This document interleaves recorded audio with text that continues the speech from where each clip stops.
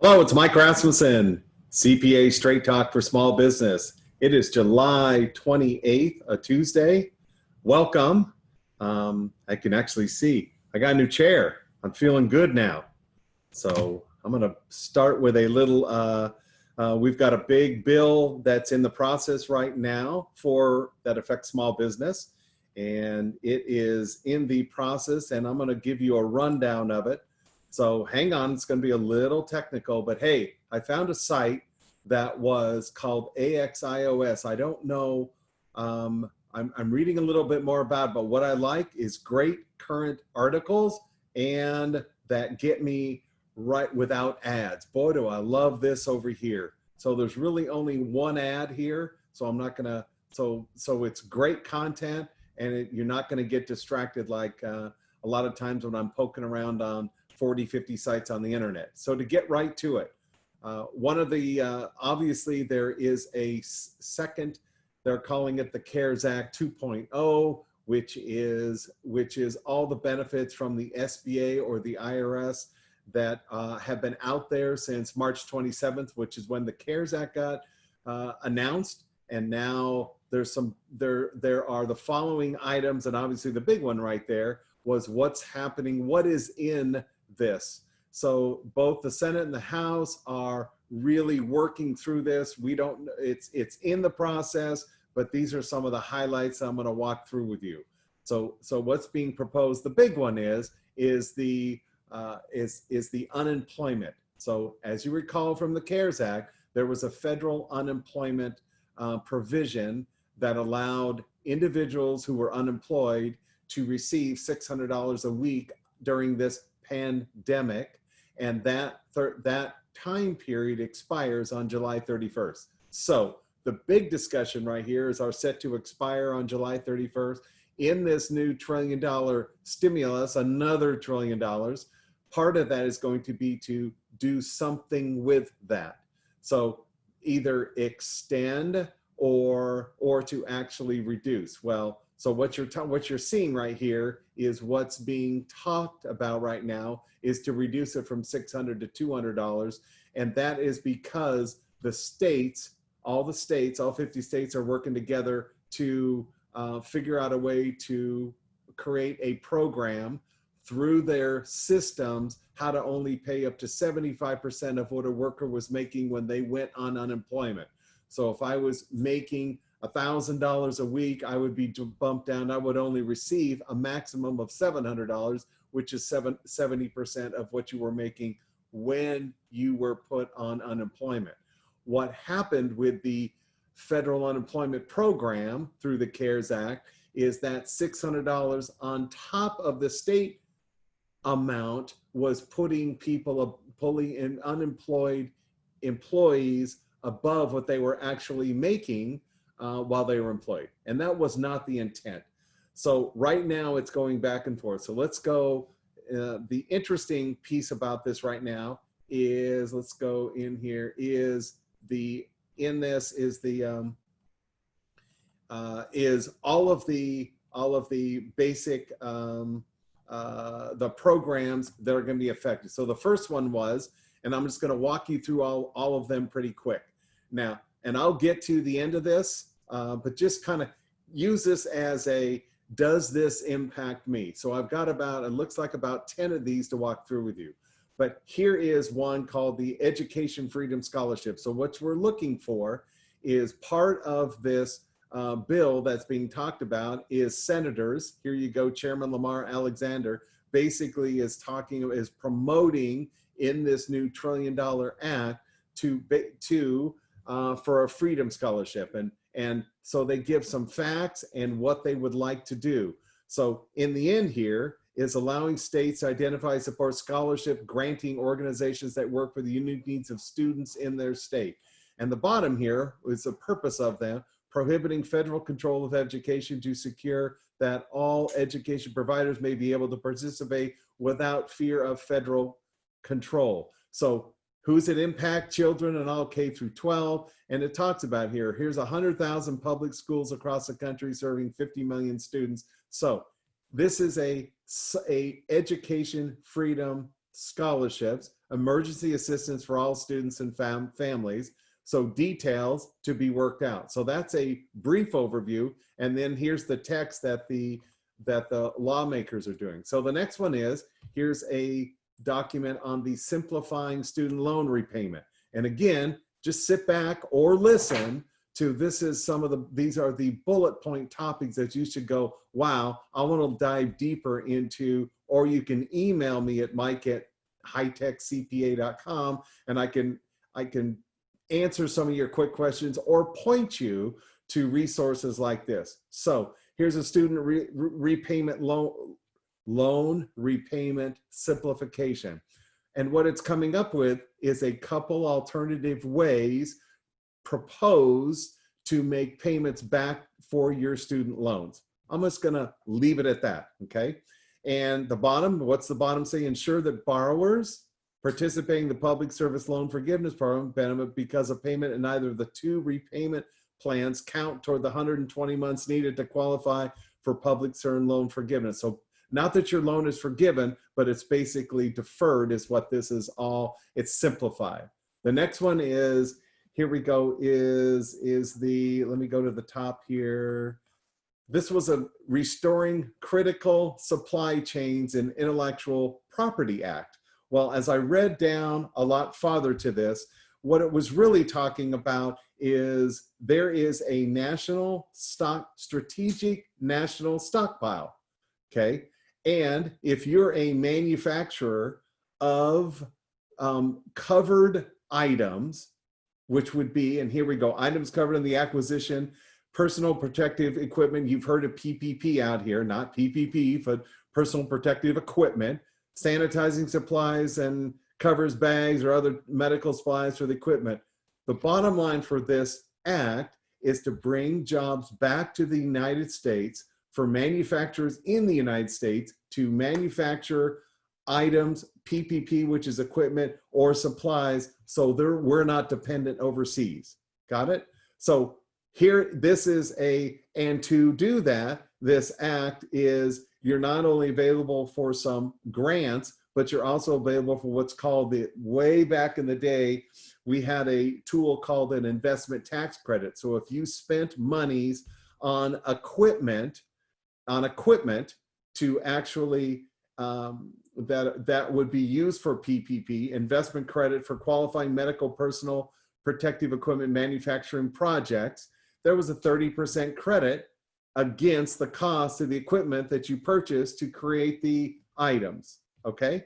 So just know, then there is also going to be a credit for bringing know-how. We call that intellectual property back. If that know-how is offshore, is to bring it back to the United States so we can use it in the United States for our own purposes as opposed to outside the United States, okay? And that's the intellectual property piece of this.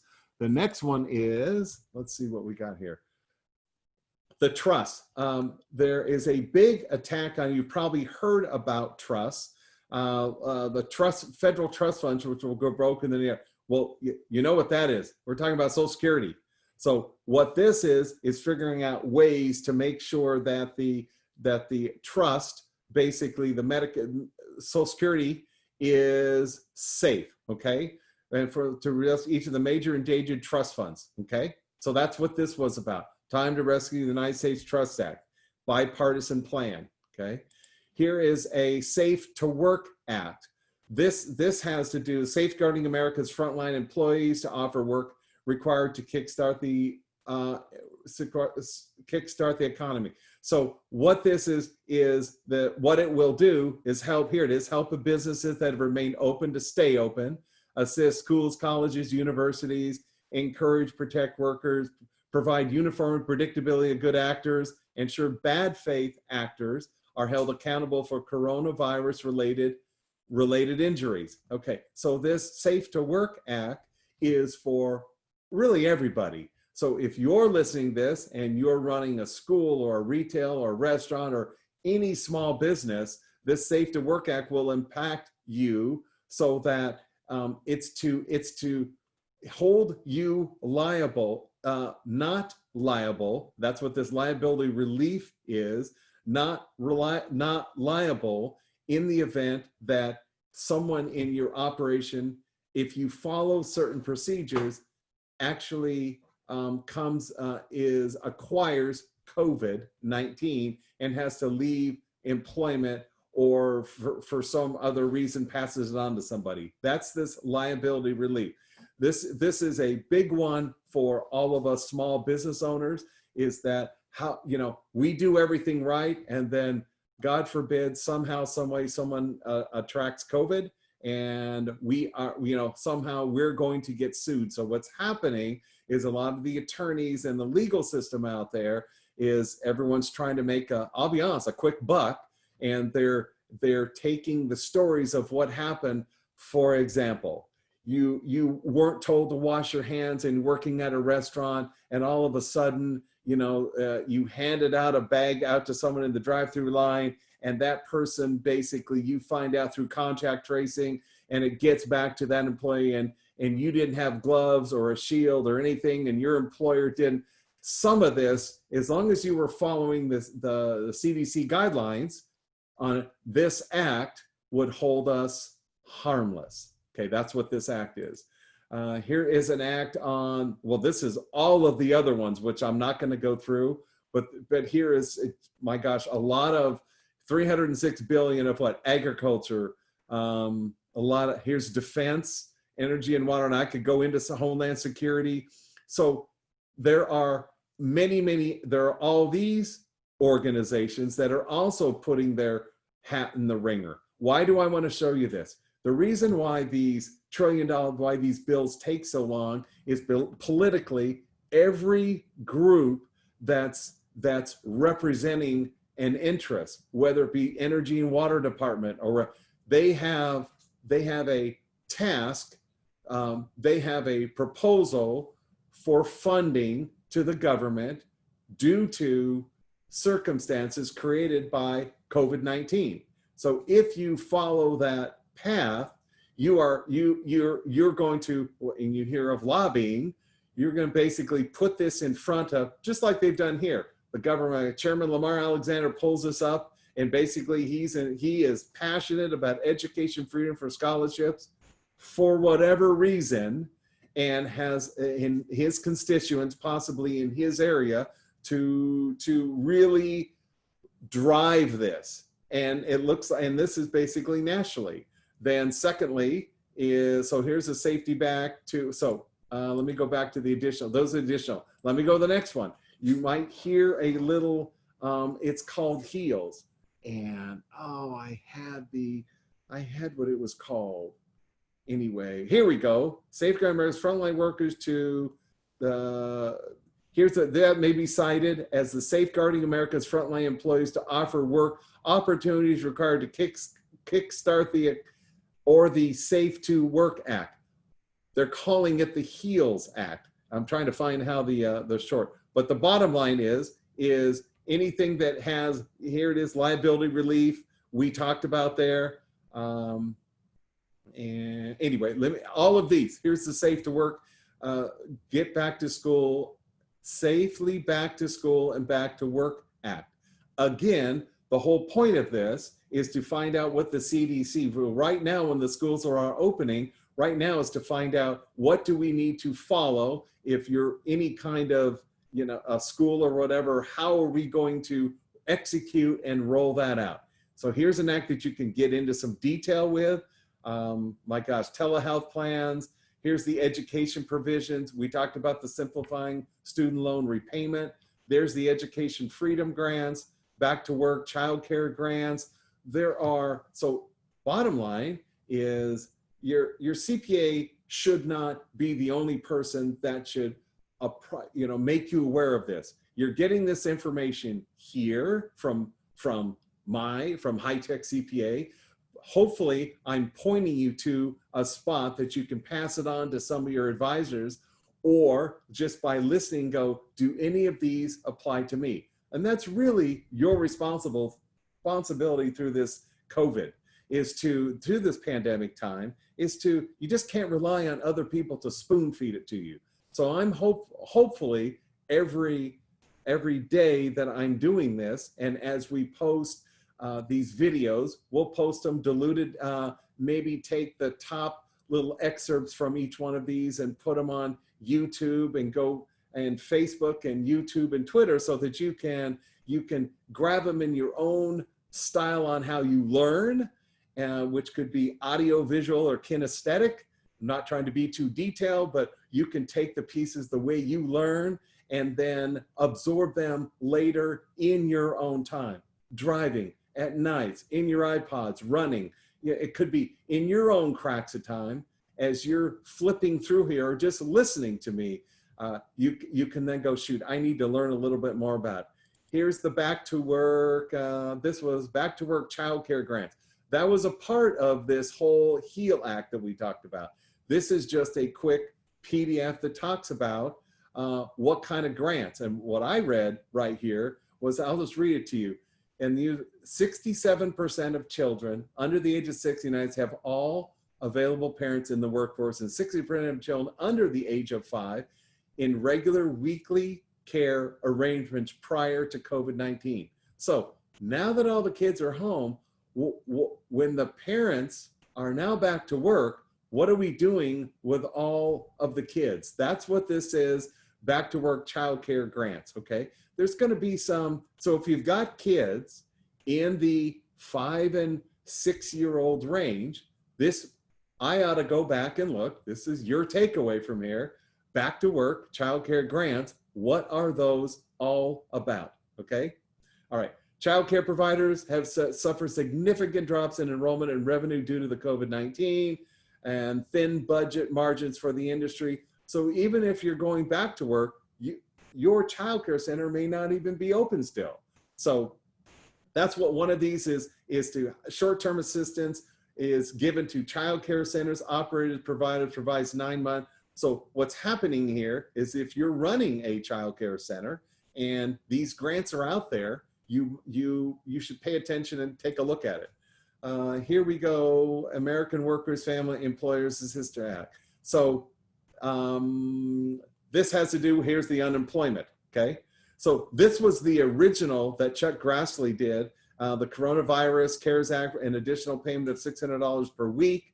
And this whole benefits, this provision would continue supplement payments of $200 per week for weeks of unemployment through September. Starting October, this payment would replace with a payment up to $500 that, when combined with the state unemployment payment, would replace 70% of lost wages. There we go. So this was a written by Chuck Grassley, one of the senators for this to further relief, and it's going to be an amendment to the CARES Act, okay?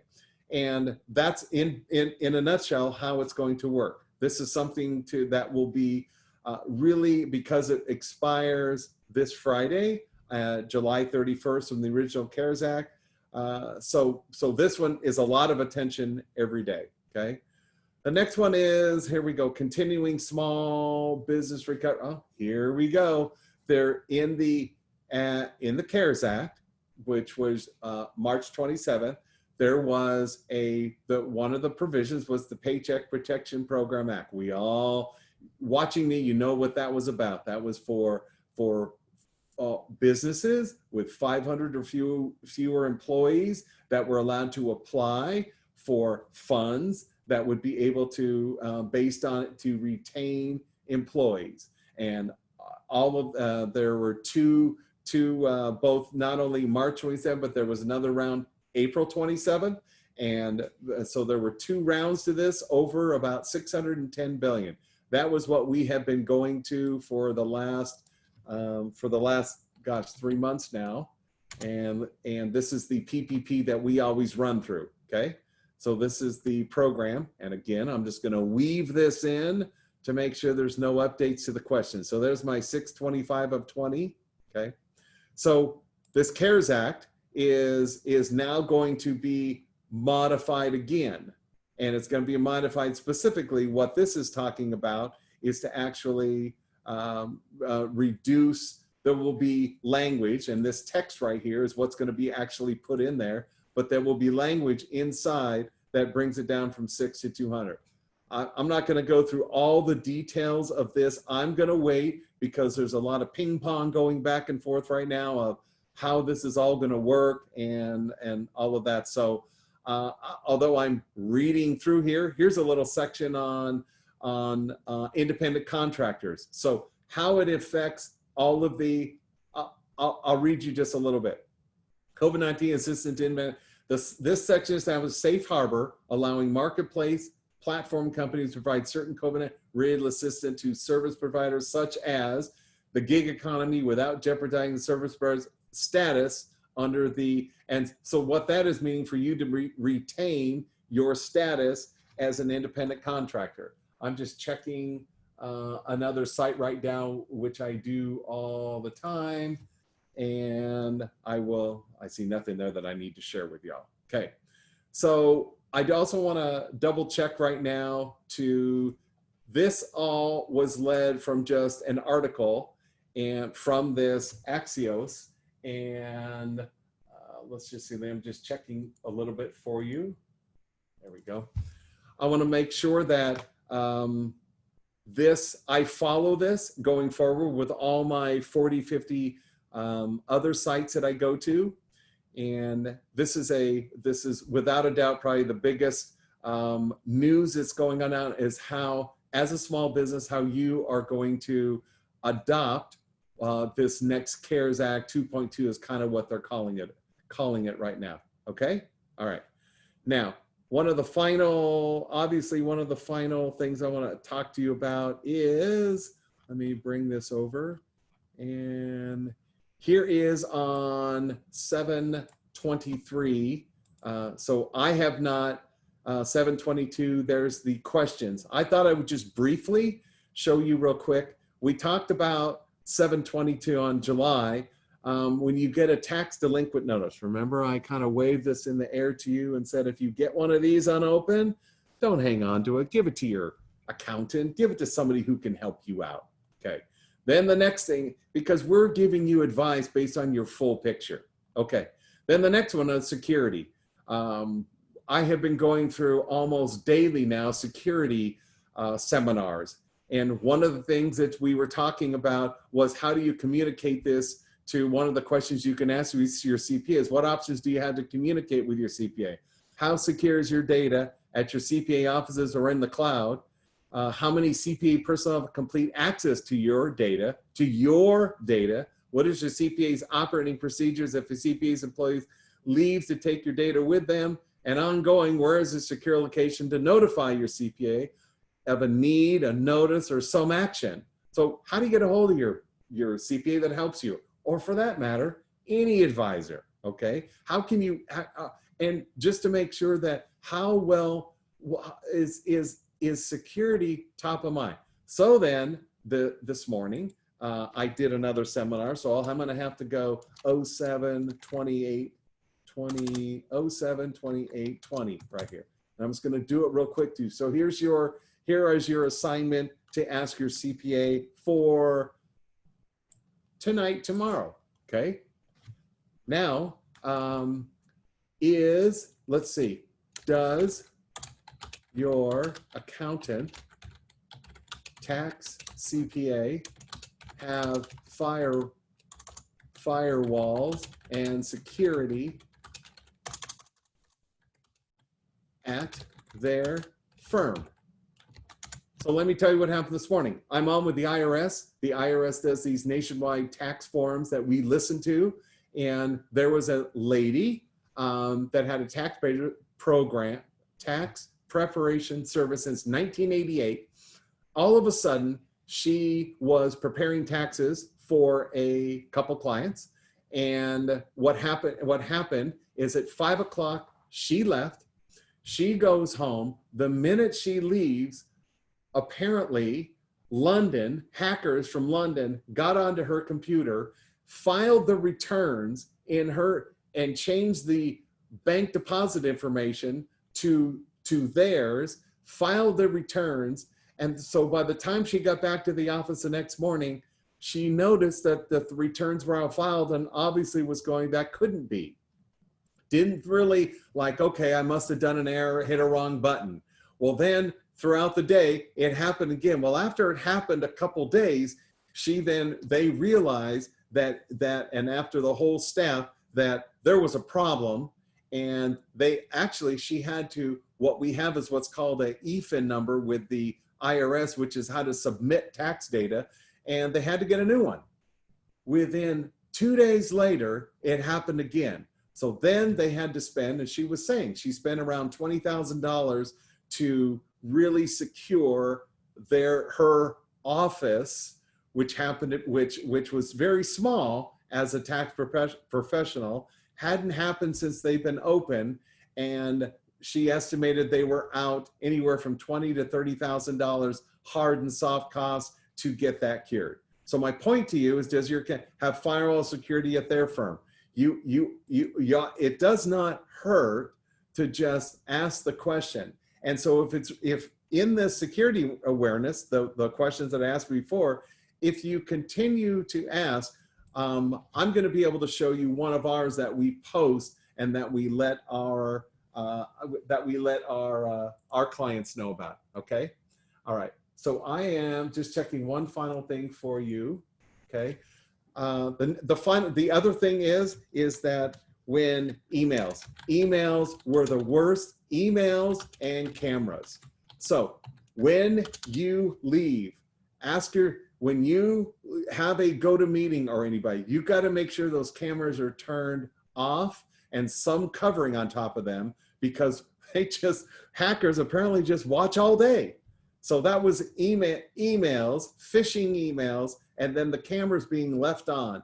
So possibly unplug them from your computer, not only put something over on top, because you just don't know, creeping through the internet, if you are leaving your internet on or your computer on, basically the hackers can watch every keystroke, everything that you're doing. And anytime you open up a document for your passwords or anything like that, they're getting looked at.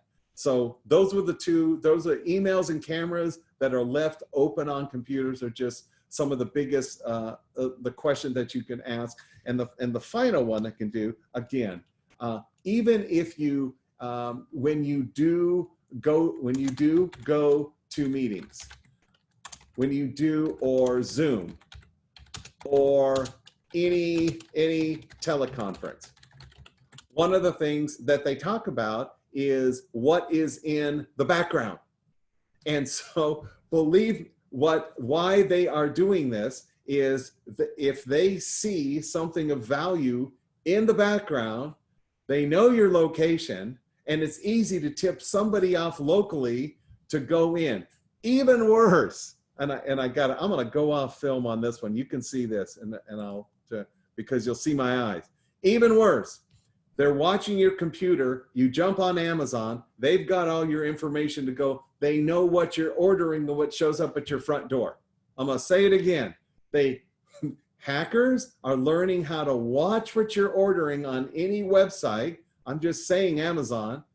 They not only will get your password, they know when expected deliveries because they've hacked your email, but they're not bringing you down. They're just monitoring. So it's this monitoring of hackers are doing that are gaining information for strategic theft, either pick it up on the front porch, how many times do people leave stuff? So I don't have an answer to that one. I have to admit, I personally do the same thing, but that's just what everybody does. We got to figure a better way to have those packages put at a different location, possibly not at your home. So stay tuned. See you tomorrow. Mike Rasmussen, CPA Straight Talk for Small Business. Have a great day.